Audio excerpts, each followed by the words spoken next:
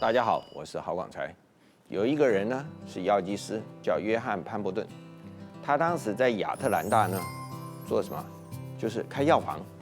以前的药房啊，不是只卖成药，是你进去跟药房老板，就是药剂师说啊，你哪里不舒服，他可能马上调药给你喝。有一天就来了一群客人呢，跟他说，哎呀，赶快把昨天呢调给我喝的头痛药水呢给我。好，潘伯顿就怎样，就调配方。调了一个那个头痛药水给他，结果来的人一看说不对，不是这个颜色。他说没有，我们头痛药水就这个配方。结果那个人一喝说不对，跟昨天的不一样。结果他说没有，我们没有调错，咳嗽药水就是这个配方啊。就客人说算了，跟你讲没用，就走掉了。原来他就把他的助手叫来说，昨天是你卖给这个客人头痛药水吗？他说对。那是发生什么事？哦，原来呢，他的助手呢，药方没有调错，可是呢，怎样加水的时候加错了？怎样把这个本来应该加普通的冷水，可是他加了苏打水，结果呢，对方一喝很开心，越想越好喝，今天跑来想要再喝就没有。潘伯顿听了以后，就照着他助手调错的配方来调，结果他自己一喝，果然是好喝。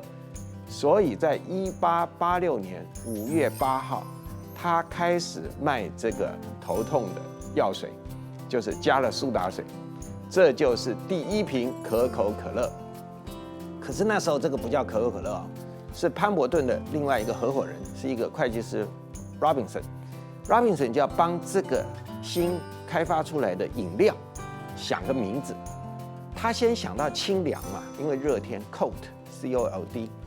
他想很久，想不出应该怎么办。结果想到天亮听到公鸡在叫，所以 Coca-Cola 就是公鸡叫 Coca-Cola， 所以他感觉说啊，那可以把公鸡跟 cold 连在一起。可是公鸡冷这个很怪啊，所以他就把 K 跟 D 拿掉，就字尾的 K 跟 D 拿掉，通通改成了 A， 所以就变成 Coca-Cola。可口可乐就是这样来的，中文翻的也很好，可口可乐，你看很开心的名字。可是真的发大财，靠可口可乐发大财，是约翰潘伯顿跟他的会计师朋友罗宾森吗？不是，是另外一个人。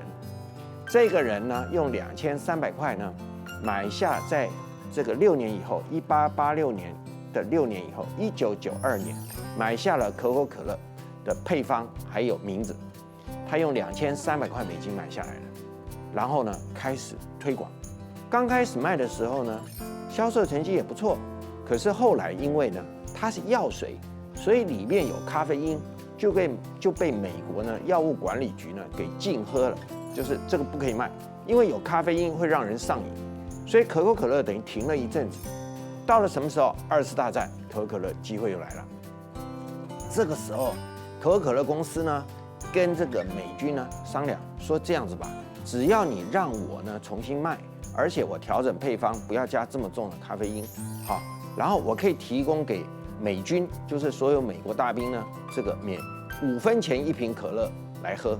美国当时需要物资啊，公司来支持当然好了。所以呢，可口可乐就跟着美军呢，美军打到哪里呢，可乐就跑到哪里。而且美军光是在2次大战呢，就喝掉了100多亿瓶，100亿瓶的可口可乐。从此以后，可口可乐就开始呢年销50亿瓶。就是可口可乐推广到世界呢，其实靠的是美军，啊，可口可乐就变成了我们生命中呢不可缺少的一部分，可乐呢就变成了天经地义，每个人都要喝过的饮料。